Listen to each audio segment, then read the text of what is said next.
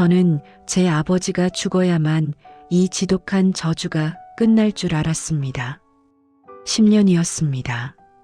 그 긴 시간 동안 저는 단 한순간도 그를 제 인생의 범주 안에 두지 않았습니다. 이름 석자를 수첩에서 지우고 기억 속의 얼굴을 난도질하며 다시는 보지 않겠노라 하나님 앞에 오만하게 장담했습니다. 미움은 제게 유일한 생존 본능이었고 그를 지우는 것만이 제가 숨을 쉴 수 있는 유일한 통로였습니다.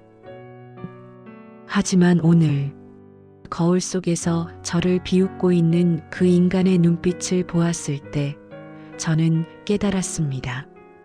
그 지옥 같은 미움은 죽지 않았더군요.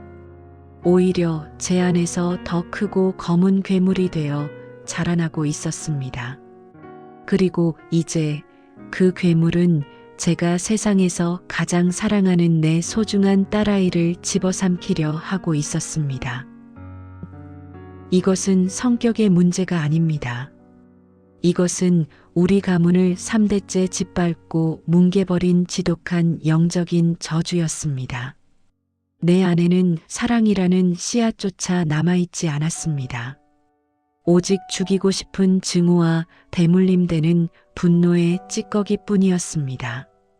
그 절망의 밑바닥, 더 이상 내려갈 곳 없는 그 지옥의 끝에서 저는 비로소 두 손을 들었습니다. 그때였습니다. 주님이 찾아오셨습니다. 내 딸아, 내가 그를 미워하는 동안 너 또한 그 미움의 노예였단다. 이제 그 짐을 내게 맡기지 않겠니? 주님의 강권적인 사랑이 제 얼어붙은 심장을 깨뜨리기 시작했습니다. 10년의 침묵을 깨고 제가 다시 아버지의 번호를 누를 수밖에 없었던 이유, 그리고 하나님이 그 투박한 한마디로 어떻게 제 인생의 저주를 축복으로 바꾸셨는지, 그 놀라운 회복의 이야기를 지금 시작합니다. 세상에는 시간이 흘러도 결코 흐릿해지지 않는 기억이 있습니다. 아니, 오히려 시간이 흐를수록 날카롭게 제 살을 파고들어 매일 아침 저를 고문하는 기억들이 있죠. 제게는 가족이라는 단어가 그랬습니다. 누군가에게는 안식처이고 돌아갈 고향이라지만 제게 가족은 늘 차가운 비가 내리는 벌판 같았습니다.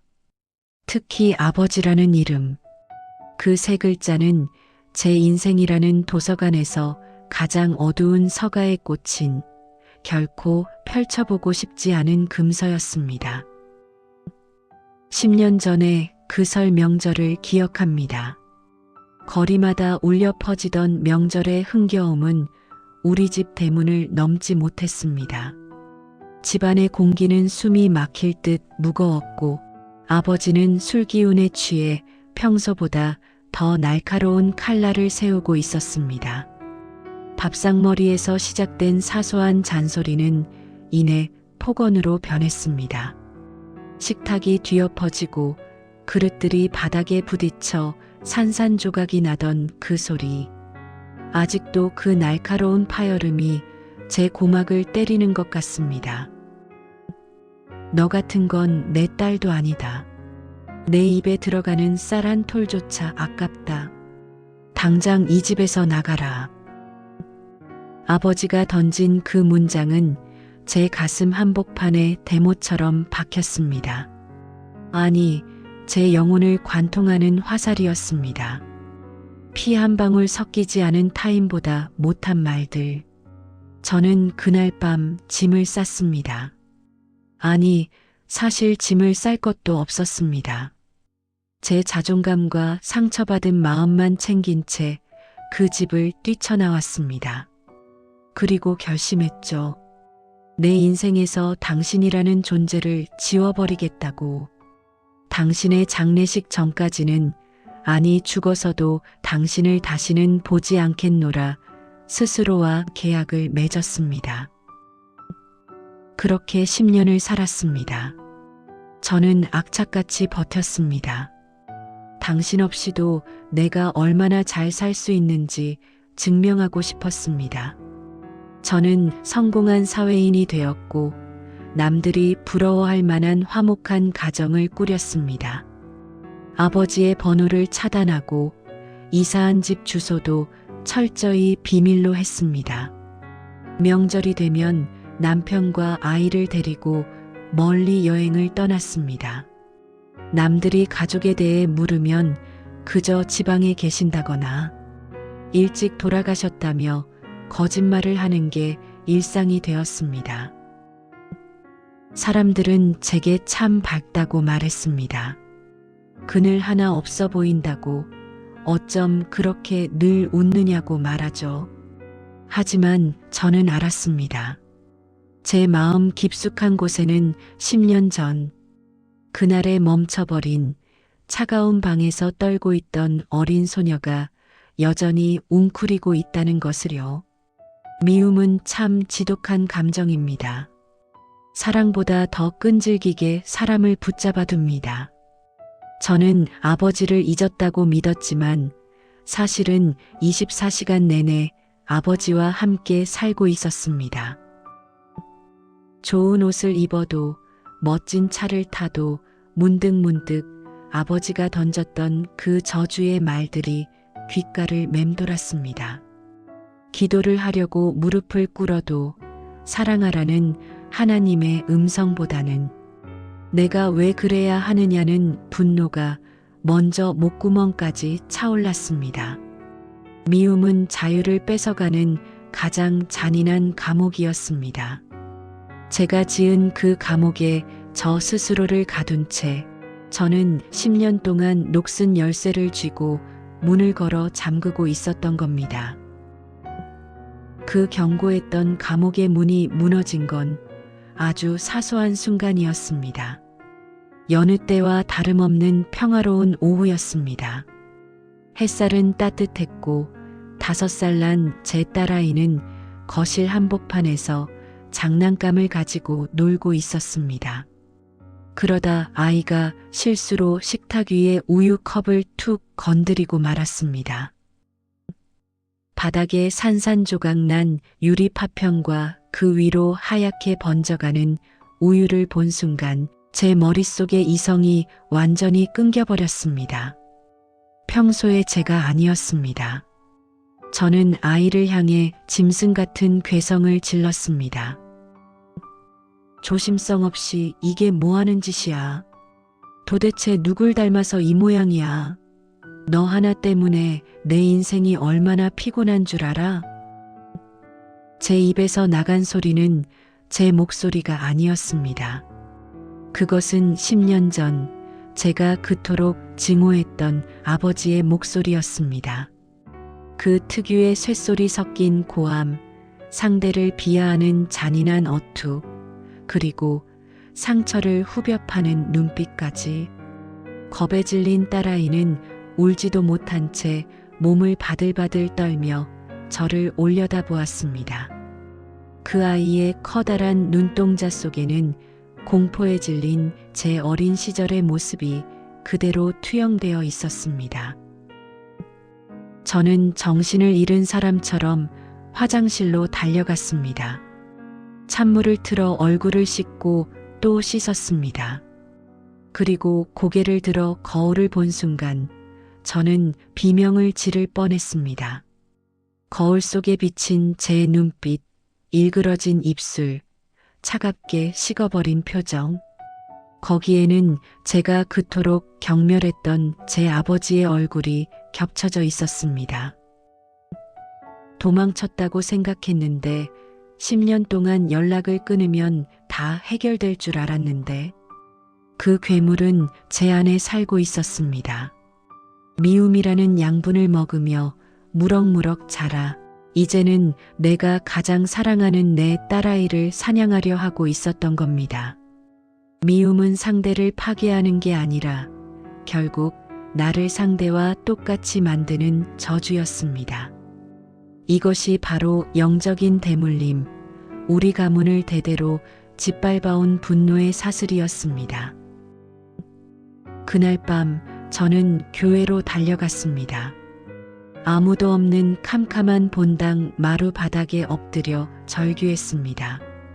주먹으로 바닥을 치며 울부짖었습니다. 하나님, 왜 저입니까? 제가 무엇을 그렇게 잘못했기에 이 저주가 제게도 흐르는 겁니까?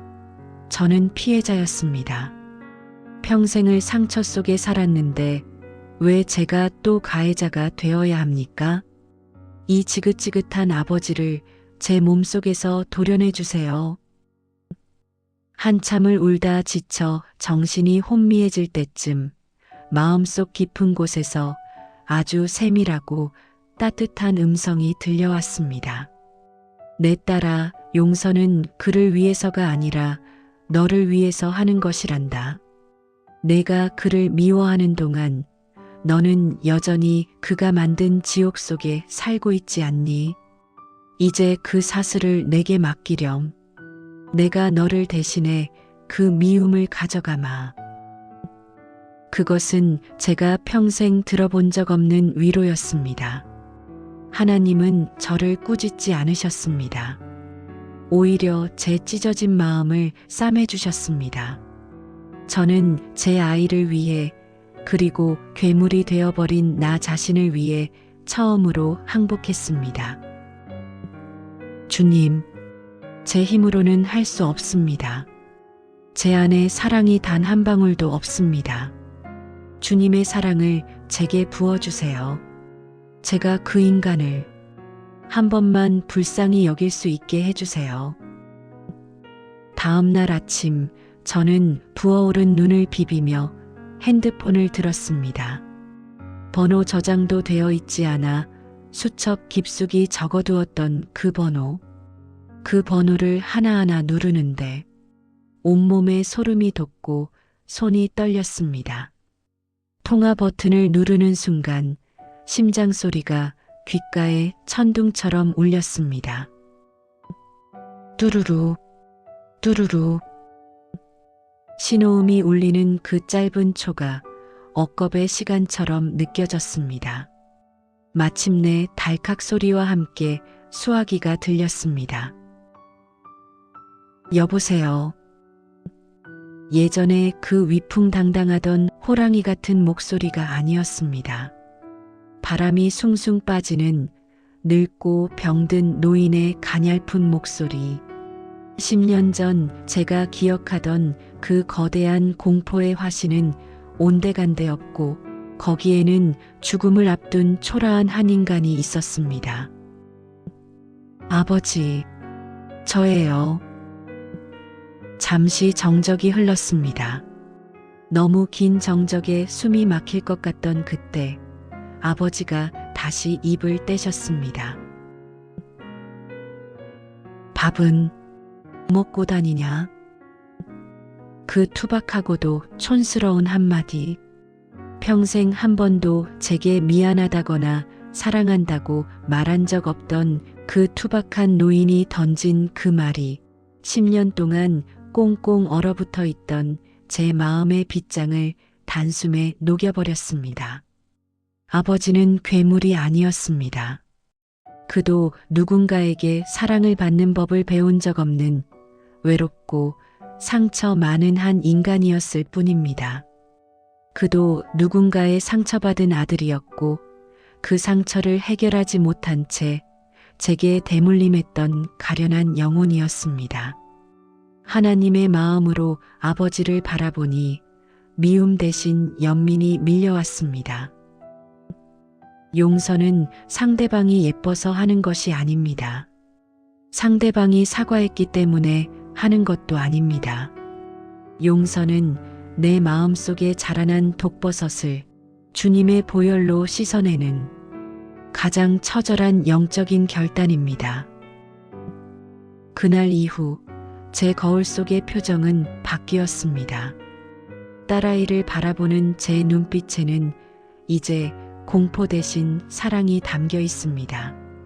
아버지를 용서하고 나서야 비로소 저는 아버지를 닮은 괴물에서 벗어나 하나님이 만드신 본연의 모습으로 돌아올 수 있었습니다.